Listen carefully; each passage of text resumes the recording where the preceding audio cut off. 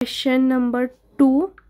आता हा 1 झाला, आता हा 2 आहे. Sine inverse of 2x upon 1 + x². आता हे असेंडिंग पॉवरमध्ये एक्सच्या काढायचं आहे.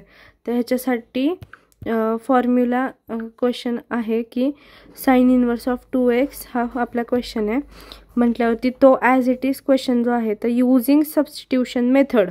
तर आपल्या ह्या क्वेश्चनला आहे सबस्टिट्यूशन मेथड म्हणून लिहायचं इथं युजिंग सबस्टिट्यूशन मेथड. क्वेश्चन जो दिला आहे तो ॲज इट इज लिहायचा. तर ह्याच्यामध्ये काय करायचं, x = tan θ पुट केलं आहे. Sine inverse of as it is परत क्वेश्चन लिहिला. ओके, लॉजिक आहे हे सगळं, की हे सगळं लॉजिक लक्षात ठेवायचं. हा क्वेश्चन आला, क्वेश्चन लिहायचा पहिल्यांदा, लिहिला युजिंग सबस्टिट्यूशन मेथड लिहायचं. आता इथं एक्स जो आहे, इथं एक्स त्याला आपण असं अज्युम करायचं की आपण tan θ पुट करतोय. आता साइन, कॉस, टॅन हे असे फंक्शन्स असतात म्हणून पुट x = tan θ. परत क्वेश्चन लिहिला. ओके, लक्षात ठेवायचं. tan θ आपण पुट करतोय लिहिले म्हटल्यावर साइन इनवर्स ऑफ जिथं जिथं एक्स होता तिथं तिथं tan θ पुट केला. कुठं कुठं एक्स आहे, इथं एक्स आहे आणि इथं एक्स आहे. ओके, म्हणून तिथं 2 tan θ, इथला 2 आणि एक्स म्हणजे tan θ आहे.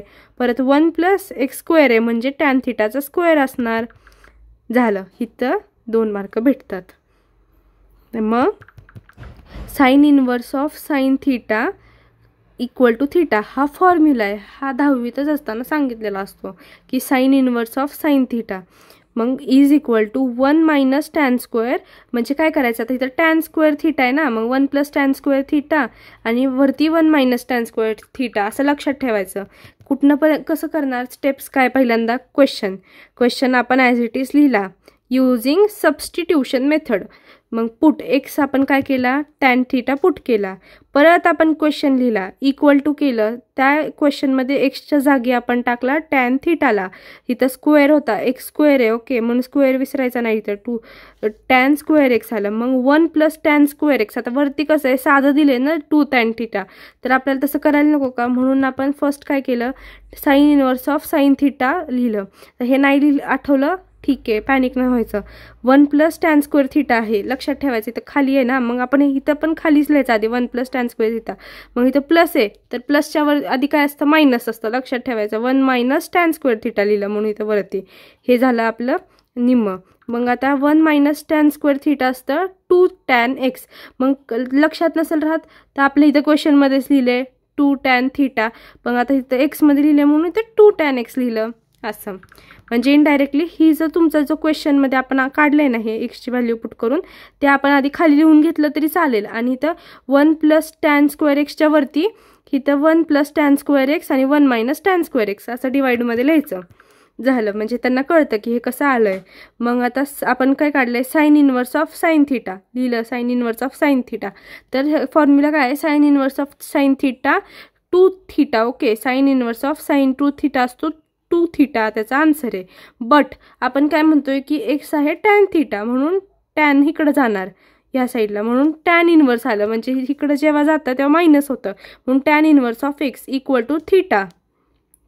मग 2 tan इनवर्स ऑफ x असं आहे. मग 2 tan इनवर्स ऑफ x असेल तर आपला हा फॉर्म्युला आहे की 2x - आता लक्षात कसं ठेवणार आपण, ऑर्डर टर्म्समध्ये. ऑर्डर टर्म्स कुठल्या कुठल्या असतात, 3, 5 आणि 7. ओके, पहिलं 10 मधले, म्हणून x - x³ plus x⁵/5 divide by 5 minus x⁻⁷/7 हा आपला फॉर्म्युला आहे एक्सपान्शन ऑफ टॅन इनवर्सचा.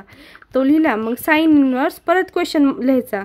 क्वेश्चन लिहून परत 2x - 2 आपला कुठं आला, इथं 2 tan θ म्हणून 2 लिहिला. ओके, आणि इथं एक्सच्या जागी परत ही जी टर्म आहे ती इथं लिहिली, पण इथं पण 2 आहे म्हणजे हाच आपला फॉर्म्युला आहे. तो परत इथं आपण हा फॉर्म्युला पाठ करून जायचा.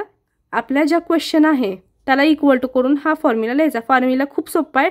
2 आणि ब्रॅकेटमध्ये एक्स, परत म्हणजे जे ऑर्डर टर्म्स आहेत 1, 3, 5, 7 हे टर्म्स लिहायचे. झाला क्वेश्चन.